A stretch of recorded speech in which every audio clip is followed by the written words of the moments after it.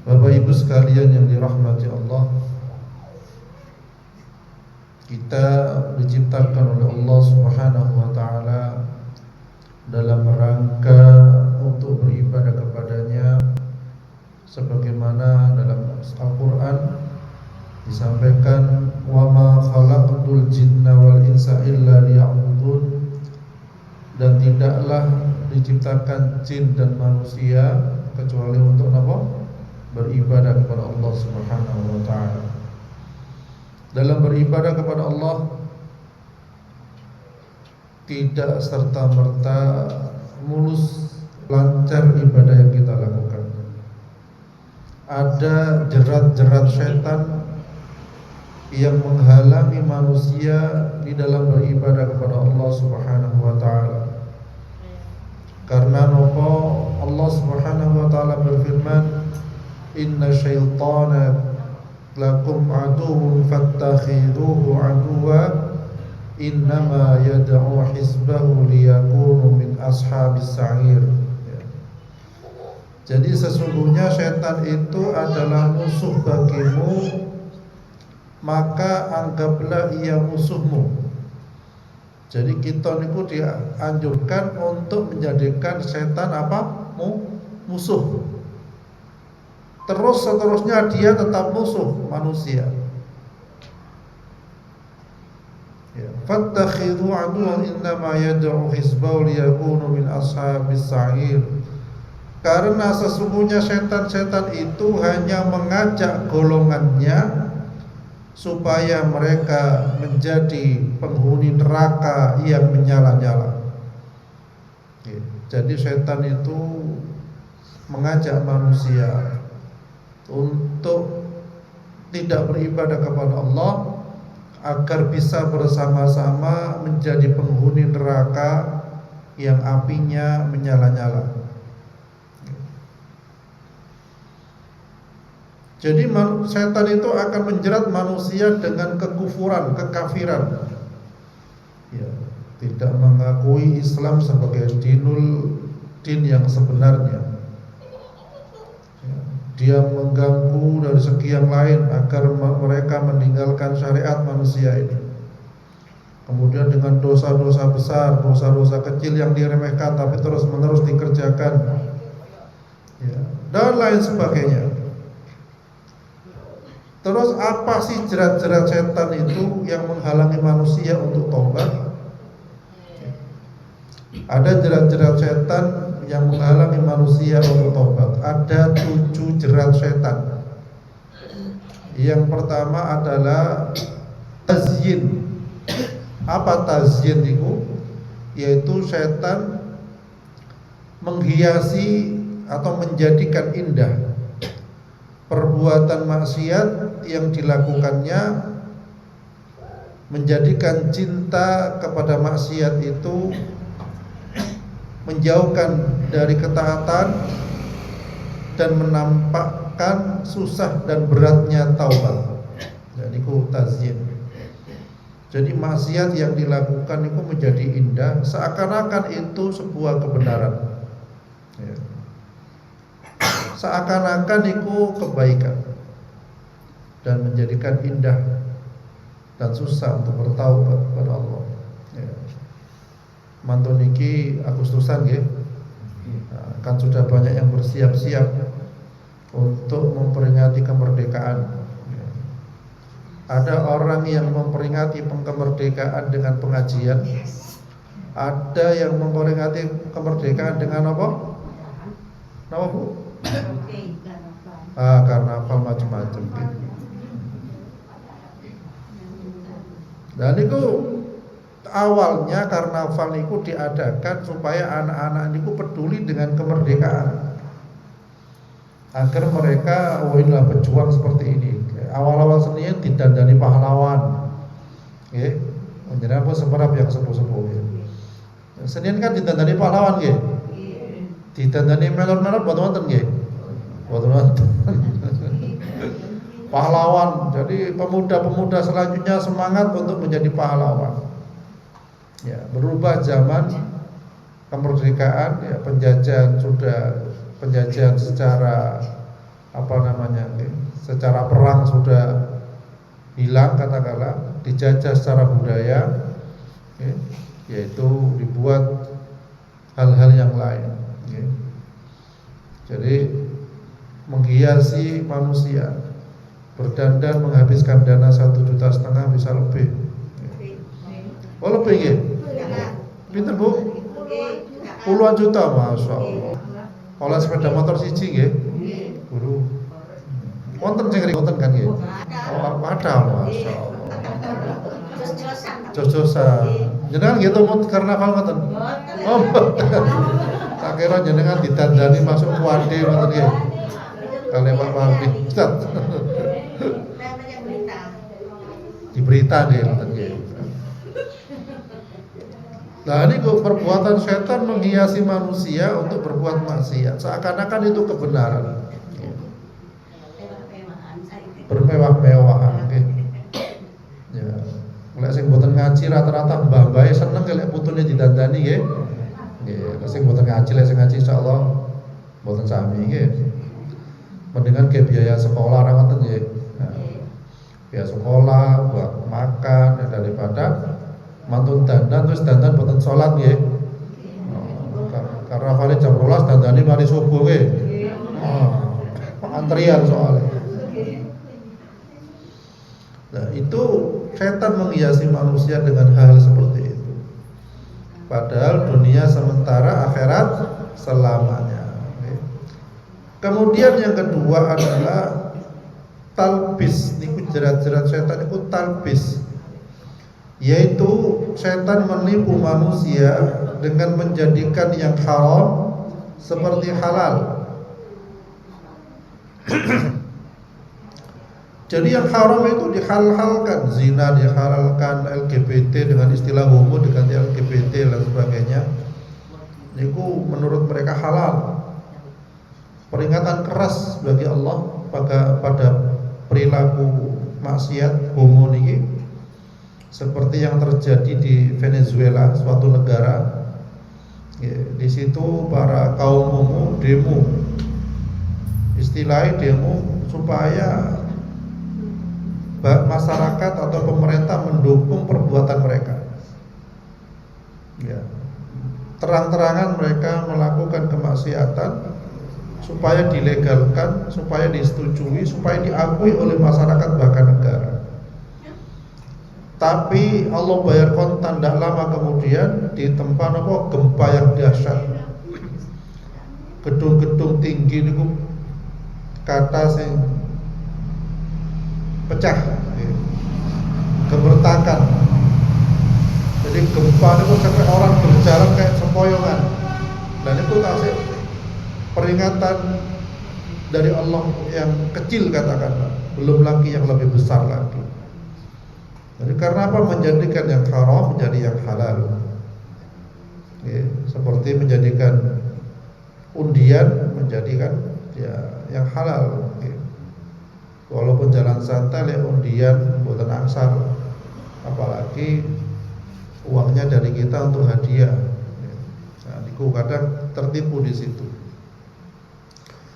Kemudian yang mungkar terlihat ma'ruf, yang batil soalan hak, ya, sehingga ia tidak akan keluar dari perbuatan tersebut. Ya, jadi ngoten niku talbise setan, yaitu menipu manusia dengan menjadikan yang haram seperti halal.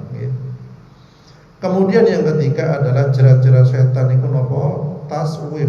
Nopo taswif? Yaitu menunda-nunda taubat sehingga maut menjemput. Jadi menunda-nunda taubat sehingga kematian sudah datang. Jadi ada kapan hari seorang ibu-ibu ya biasa bersama keluarga bercengkerama, ya.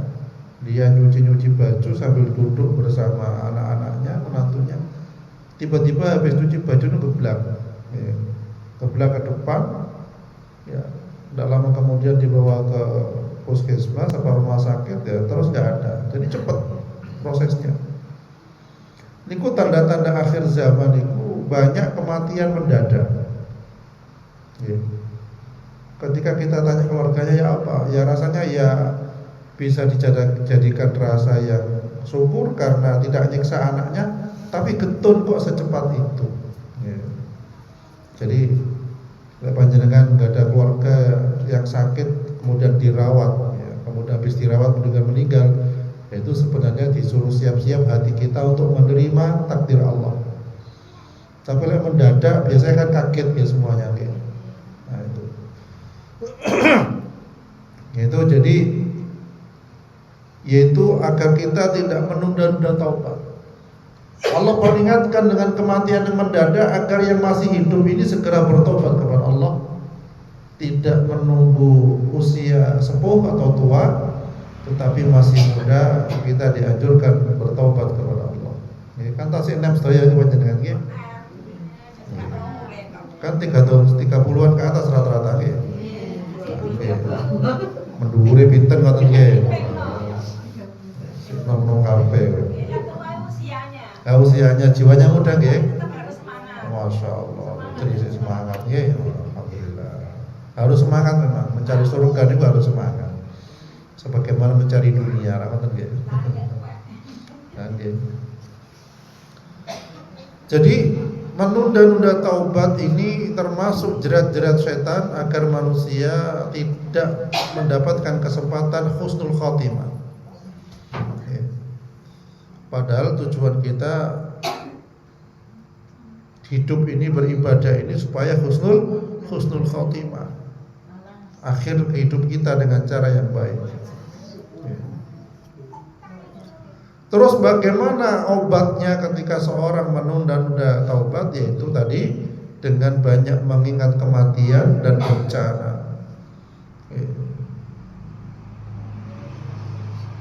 Banyak mengingat kematian itu termasuk tanda-tanda dari seorang muslim yang cerdas. Kematian itu hal yang misteri. Oleh karena itu dianjurkan bagi kita ketika sholat, ketika beribadah kepada Allah seakan-akan besok akan mati. Nah, jadi ngoten.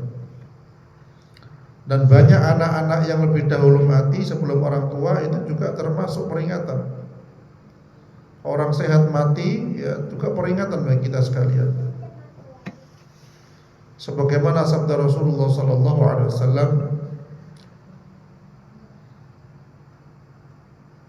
perbanyaklah mengingat sesuatu yang menghilangkan kenikmatan, yaitu kematian. Ini hadis riwayat At-Tirmidzi. Kemudian yang keempat adalah jerat-jerat setan itu apa? Yaitu meremehkan maksiat. Meremehkan apa Bu? Maksiat. Jadi setan menggodanya dengan mengatakan, oh dosa-dosamu masih sedikit dibandingkan dosa orang lain, ya.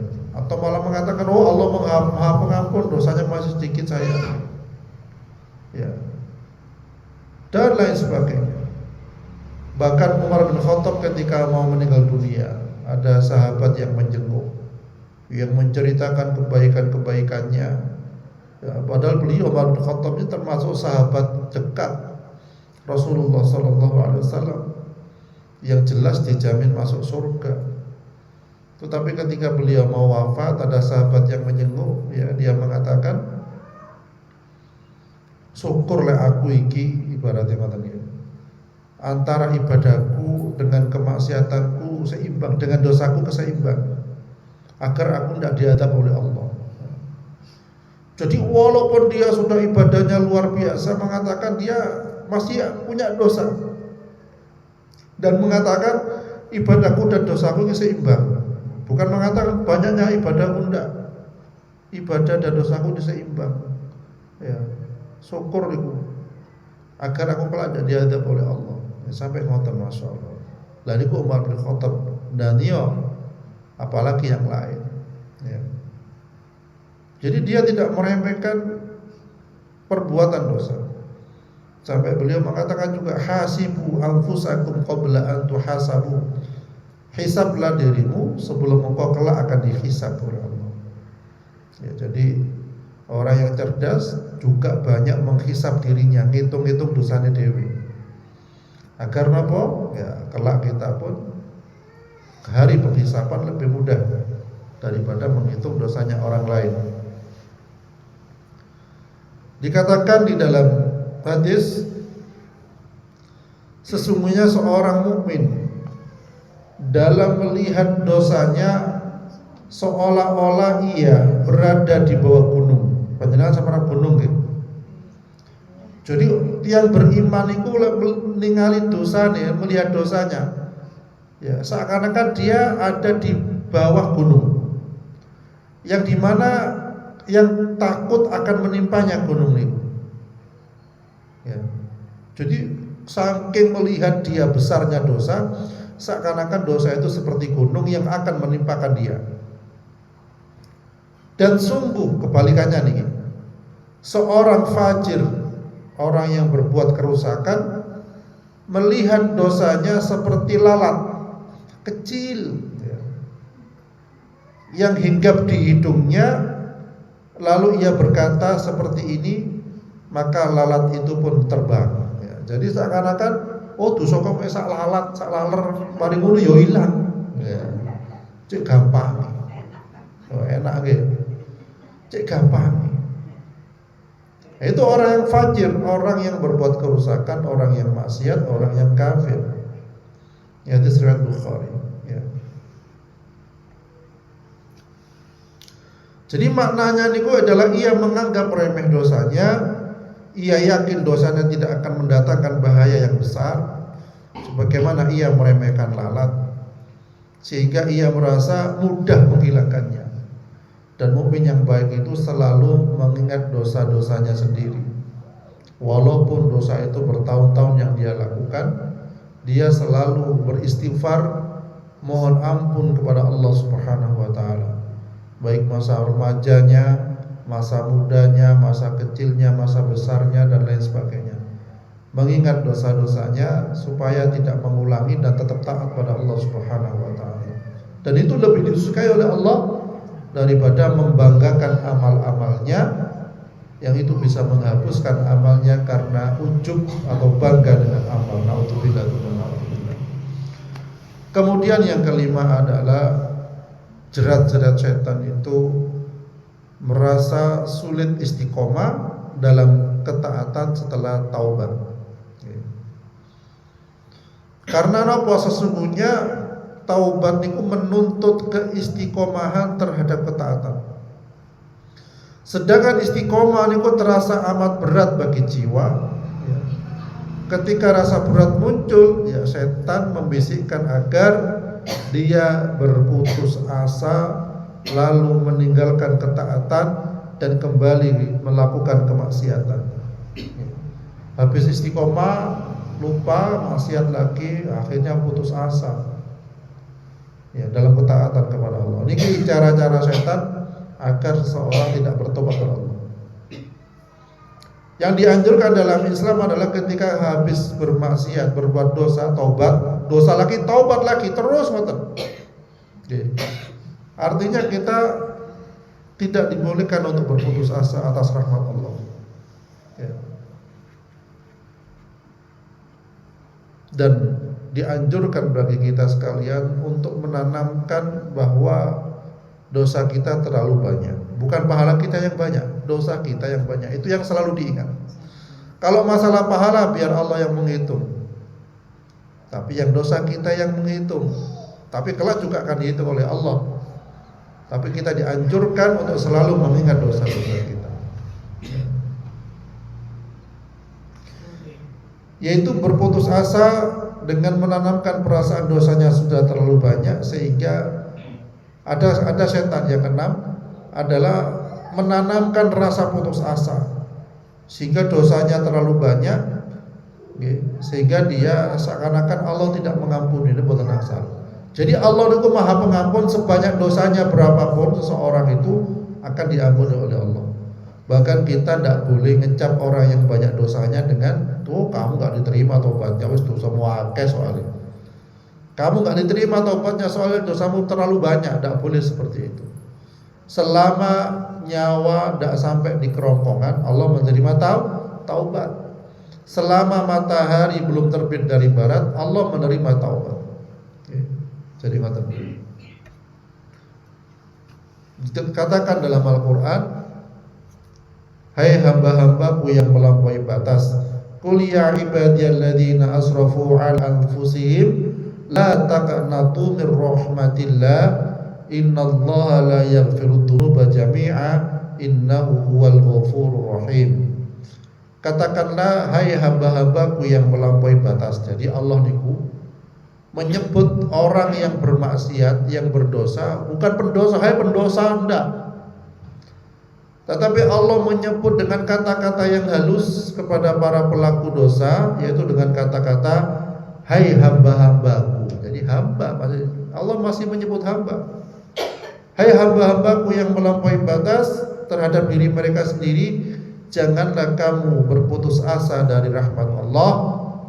Sesungguhnya Allah mengampuni dosa-dosa semuanya.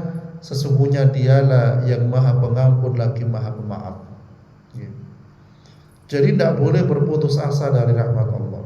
Jatuh bangun lagi, jatuh bangun lagi. Jadi sampai kita minta kepada Allah husnul khatimah, akhir yang baik. Ya. Dikatakan dalam firman Allah pun, Rasulullah bersabda, ya Allah berfirman, hadis qudsi ini, hai anak Adam, sungguh selama engkau berdoa dan berharap kepadaku, aku akan mengampuni sebanyak apapun dosamu, dan aku tidak peduli. Ini kata Allah. Hai anak Adam, kalau seandainya dosamu mencapai setinggi langit, langit yang buatan sakit kita tempuh, tapi andai kata dosa mencapai setinggi langit, kemudian engkau beristighfar kepadaku, akan aku ampuni dosamu dan aku tidak peduli. Hai anak Adam, sungguh kalau kamu datang kepadaku dengan membawa dosa sepenuh bumi, kemudian engkau bertemu denganku dalam kondisi tidak melakukan syirik, pasti aku akan mendatangkan ampunan sebanyak itu juga.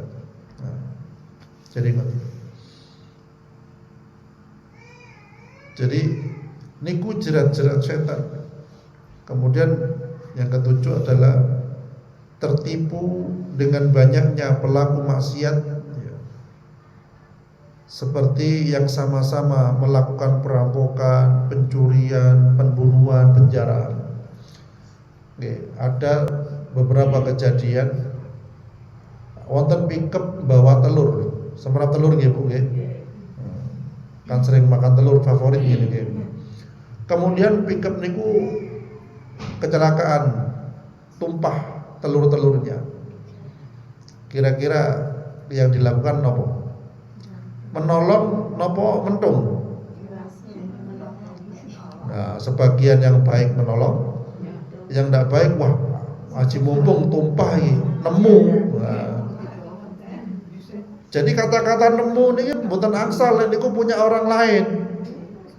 Walaupun barang ketinggalan teng masjid, teng pasar, bukan milik kita, niku sanes nemu, niku punya orang lain.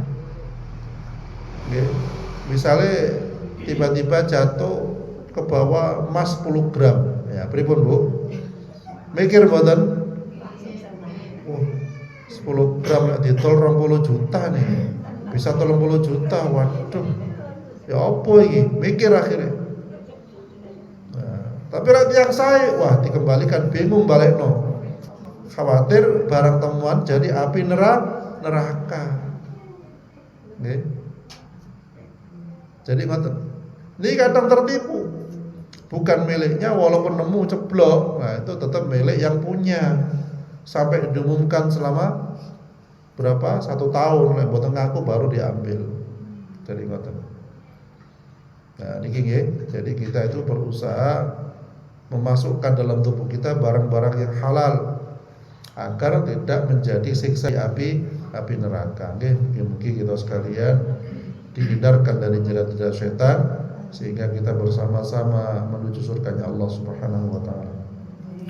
أعوذ بالله من الشيطان الرجيم بسم الله الرحمن الرحيم الحمد لله رب العالمين اللهم إنا نسألك السلامة في الدين وعافية في الجسد وزيادة في العلم وبركة في الرزق وتوبة قبل الموت ورحمة عند الموت ومغفرة بعد الموت هون علينا في سكرات الموت ونجاة من النار والعفو عند الحساب ربنا هب لنا من أزواجنا وذرياتنا قرة أعين واجعلنا للمتقين إماما رب اجعلنا مقيم الصلاة ومن ذرياتنا ربنا وتقبل دعاء ربنا آتنا في الدنيا حسنة وفي الآخرة حسنة وقنا عذاب النار وصلى الله على محمد وعلى آله وصحبه وسلم والحمد لله رب العالمين سبحانك اللهم وبحمدك أشهد أن لا إله إلا أنت أستغفرك وأتوب إليك السلام عليكم ورحمة الله وبركاته